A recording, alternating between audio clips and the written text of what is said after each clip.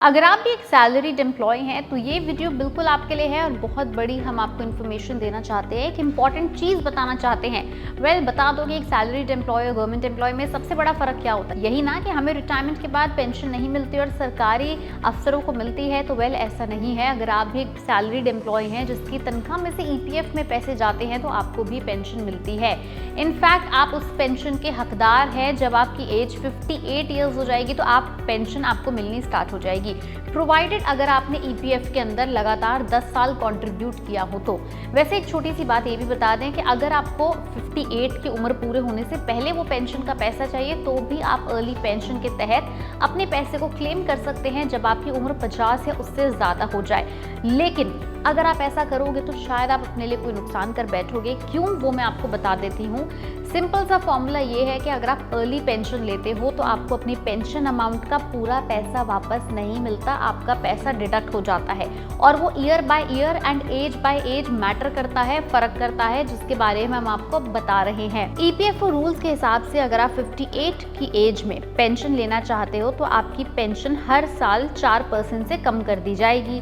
For example, अगर आप 56 की एज पर पेंशन के लिए क्लेम करना चाहते हैं तो आपको सिर्फ 92% पेंशन मिलेगी। 55 इयर्स की एज होने पर आपको सिर्फ 88% की पेंशन मिलेगी एंड 54 की एज होने पर आपको 84% की पेंशन मिलेगी। विच मीन्स हर एक साल बाद आपकी पेंशन का अमाउंट लगभग 4% तक कम हो जाएगा। अगर आपने डिसाइड कर ही लिया है कि आपको अर्ली पेंशन चाहिए तो आपको एक कॉम्पोजिट क्लेम फॉर्म भरना होगा और फॉर्म 10D ऑप्शन को सेलेक्ट करना होगा। लेकिन याद रखिएगा कि अगर आपकी एज 50 साल से कम है तो आप इसे क्लेम ही नहीं कर सकते। अब बात करते हैं उन लोगों की जिनकी जॉब ड्यूरेशन 10 साल से कम है। अब उनके पास सिर्फ 2 ऑप्शन होते हैं। एक होता है फुल एंड फाइनल सेटलमेंट, पूरा PF plus pension fund withdraw कर लो, या फिर पेंशन स्कीम सर्टिफिकेट से अगर फ्यूचर में जॉब करनी है तो ये सर्टिफिकेट लो और नए एम्प्लॉयर के साथ लिंक कर दो। लेकिन ईपीएफ के भी टाइम टू टाइम रूल्स बदलते रहते हैं एंड पेंशन का रूल ऐसा है जिसको आपको थोड़े थोड़े टाइम बाद देखना भी चाहिए, अपने आप चेक करना चाहिए।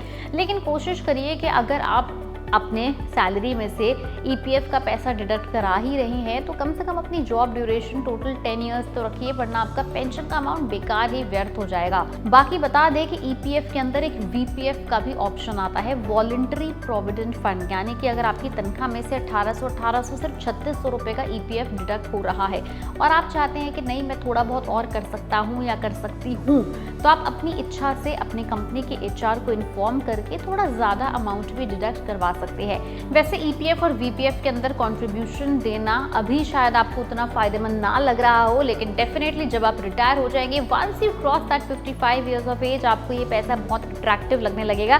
सो better you start early, right. अगर आपके भी ईपीएफ से जुड़े कोई सवाल हैं, कोई डाउट है, तो आप हमें नीचे कमेंट सेक्शन में लिख के जरूर बताएं। याद रहे कि ईपीएफ, पीपीएफ या कोई भी इन्वेस्टमेंट स्कीम से जुड़े हम आपके पास अपडेट्स लाते रहेंगे। वीडियो पसंद आई तो लाइक करें, शेयर करें, चैनल को फॉलो और सब्सक्राइब करना ना भूलें।